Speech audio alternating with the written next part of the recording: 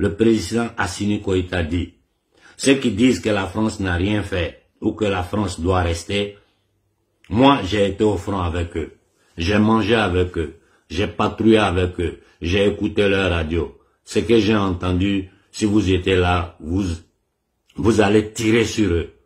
Quand on était sur le terrain, les Français nous mettaient devant.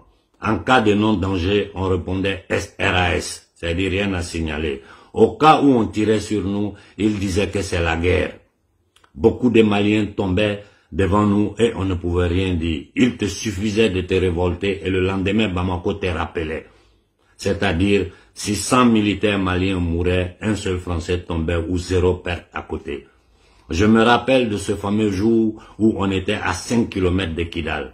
On voyait déjà les rebelles reculer.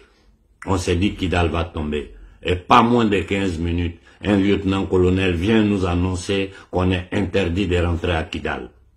Moi et 4 de mes camarades ont voulu forcer et désobéir à la France.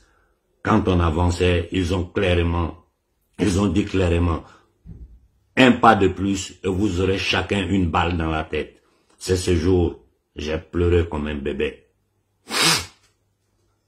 Et j'appelle nos supérieurs à Bamako. Leur seule réponse, il faut rester derrière la France. Le lendemain, on voit ces Français ravitailler les rebelles devant nous. J'ai même fixé un d'entre eux dans les yeux et il a souri pour se moquer de moi. Après le ravitaillement et le don de 8 véhicules Pekop, ces Français nous ont dit qu'ils l'ont fait pour la paix entre l'Azawad et le Mali. Je ne finis pas le texte parce qu'il est un peu long. Bon, à ce point-là, vous comprenez pourquoi de jeunes hommes comme le colonel Goïta ont dû prendre le pouvoir au Mali, comme le capitaine Ibrahim Traoré ont pris le pouvoir au Burkina.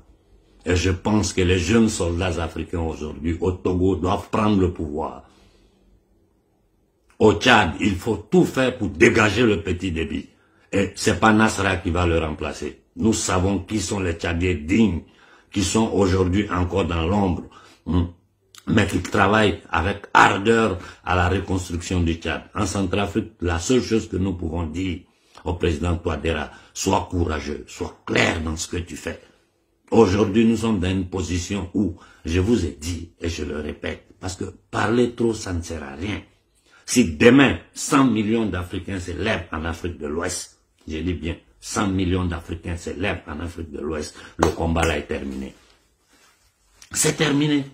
Parce que tant que, regardez l'opération Ville Morte au Congo, ici en Occident, personne ne sait, tout est censuré.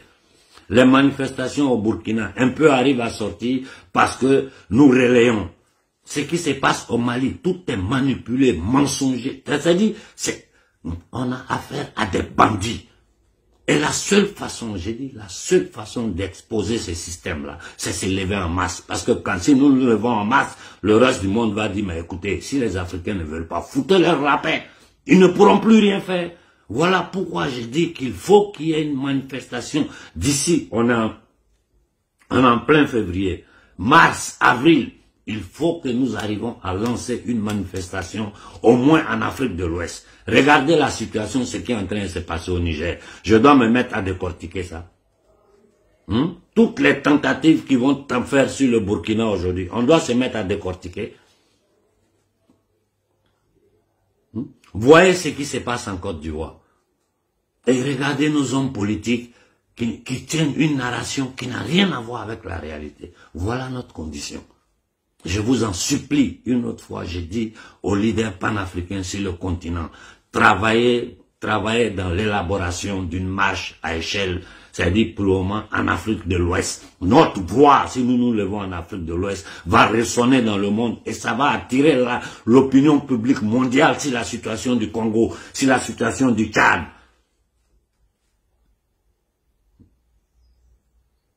Il y a des petites bonnes nouvelles qui arrivent. Mais je dis, celui qui connaît ce système criminel séculaire, cette satanique qui a tout infiltré, qui contrôle tout, celui qui sait vraiment, qui a une minime idée des tentacules de cette pieuvre-là, c'est que la seule façon de neutraliser cette pieuvre, il faut que nous soyons en nombre, notre nombre et notre force. que toutes les tentacules seront bloquées. Pour bloquer ça, là, il faut des millions d'Africains dans les rues. Je vous en prie, réfléchissez sur ça. Réfléchissez avant qu'il ne soit trop tard. Parce que ces gens-là se trouvent dans ils se trouvent dans une situation où ils sont en train de perdre le contrôle sur le monde. En ce moment, deux systèmes parallèles sont en train de se combattre. C'est-à-dire le système russe des BRICS et le système rothschildien, le système impérialiste usurier qui a toujours volé. Hein? Ils nous parlent d'aide au développement. D'abord même aide au développement, là, le crédit qu'ils vont mettre sur toi, ce n'est même pas aide au développement fait par des institutions internes, c'est des banques privées. C'est-à-dire c'est des privés qui prêtent de l'argent à des États. Depuis, j'ai dit, depuis l'instauration du franc CFA, qui est l'arme de destruction du masse du peuple africain. Parce que ne pensez pas que le franc CFA a ses conséquences seulement si les pays, les 15 pays qui l'utilisent. Non. Le franc CFA a des conséquences même si les pays qui ne l'utilisent pas. Écoutons ici un instant. Les devises. Oui. La France n'a qu'à appuyer sur sa machine qui se trouve à Chamalières, parce que ça aussi il faut le savoir.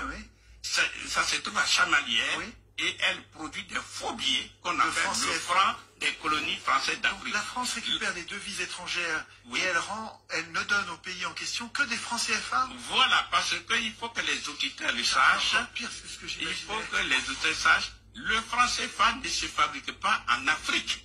Le franc CFA, comme c'est une propriété à 100% de la France, se fabrique précisément à Chamalières, près de Clermont-Ferrand. À Chamalières. À Chamalières. Toujours à la seconde patrie près de Giscard d'Estaing. C'est un hasard, c'est un hasard. Ce n'est pas un hasard, justement. Vous êtes un Français.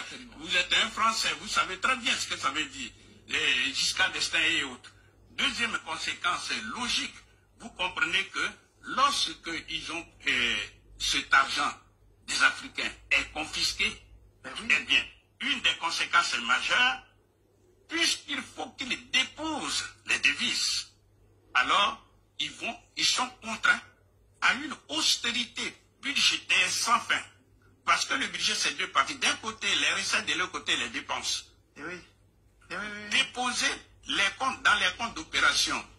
Les recettes, c'est un poste budgétaire. Donc, on comprend bien les conséquences. On voit bien les Africains qui sont là, pendant le budget de l'éducation nationale, le budget squelettique. Bon, ceux qui ont été en Afrique, ils savent très bien que les Africains sont tassés les uns sur les autres dans les bus comme des sabis, etc., etc. Vous remarquerez que dans tous les pays de la zone franc CFA, il y a une expression qui vient constamment. Il me manque les moyens. Quand en Afrique on dit il me manque les moyens, c'est qu'il me manque l'argent. J'ai été conseiller français à l'époque au ministère des Finances en Côte d'Ivoire plusieurs années. J'ai une idée des mécanismes, j'ai une idée aussi de l'impérialisme financier et monétaire de la France, puisqu'il ne pouvait rien se passer dans un ministère ivoirien, en particulier aux finances, sans qu'il y ait eu un visa d'un responsable français sur un document monétaire. Alors c'est en quelle année ça? Dans les années... Moi, ce qui est très intéressant, c'est d'expliquer comment cet impérialisme financier peut encore se manifester dans la mesure où la France n'est plus une nation souveraine en termes d'émission de billets, puisqu'on a perdu notre souveraineté. La France négocie avec l'Allemagne pour que le franc CFA puisse continuer à exister, pendant que le franc CFA aujourd'hui est arrimé à l'euro. Ça veut dire que ça n'a pas de sens. Ça n'a pas de sens. Si le franc CFA est arrimé à l'euro, pourquoi nos devises sont au trésor français? Pourquoi nos devises font partie du budget français? L'Allemagne qui a accepté que le franc CFA, l'Allemagne, je dis bien l'Allemagne nazie, de qui on a parlé dernièrement, qui a accepté que le franc CFA continue d'exister, en appuyant la France dans ce crime contre l'humanité. Cette même Allemagne-là, si tu prends le franc CFA, tu vas en Allemagne, on ne change pas. Comment vous appelez ça? Notre priorité, c'est quoi? Notre priorité, c'est sortir du franc CFA. Parce que tant qu'on est dedans, on n'ira nulle part. On peut travailler comme on veut. Les Français prennent nos richesses, ils prennent notre sueur, ils boivent nos sangs. Je parle de l'élite française. En plein 21e siècle, Les pays occidentaux qui se disent qu'ils exportent la démocratie, l'égalité, la justice, la fraternité dans le monde. Je dis bien les gouvernements occidentaux qui attaquent le reste de l'humanité avec l'excuse de l'exportation des démocraties. Ils sont là sous leurs yeux. Un crime contre l'humanité qui est le franc CFA. Tout le monde est dans le silence total. Je dois ajouter quelque chose là-dessus. Je dois ajouter, c'est clair, c'est de la prédation. Et ça, c'est toute l'Union européenne qui est complice. Tous les Occidentaux, toute l'élite occidentale est complice. D'abord dans notre sous-région. Aujourd'hui, le Mali et le Burkina sont sous nos contrôles. Mais sortez du franc CFA. Ensemble, le Mali et le Burkina peuvent sortir du franc CFA. C'est fini, le crocodile Ouattara, il est fini. Quand vous écoutez les discours que Ouattara, les balivernes que Ouattara raconte aux Africains, et vous allez vous écouter ici des Français qui parlent, je dis pas le professeur Nicolas Oboou, je dis des Français qui parlent, mais vous écoutez les discours bidons de Ouattara. Ça veut dire que c'est des Noirs qui travaillent contre leur peuple. C'est des Noirs qui sont là pour mais c'est pas, ça me dépasse. Les Macky Sall, les Sassou, les Bongo, tout ce bordel-là, ils sont là.